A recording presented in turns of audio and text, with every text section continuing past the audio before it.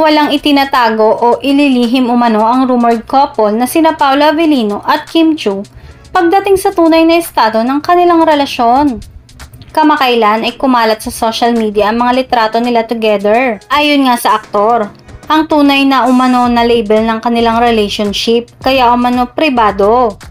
The reason why I'm very private when it comes to love life is because kapag nalaman ng tao na, for example, you're dating this woman, maraming makikigulo, maraming eepal, maraming maninira. Yun ang ayoko.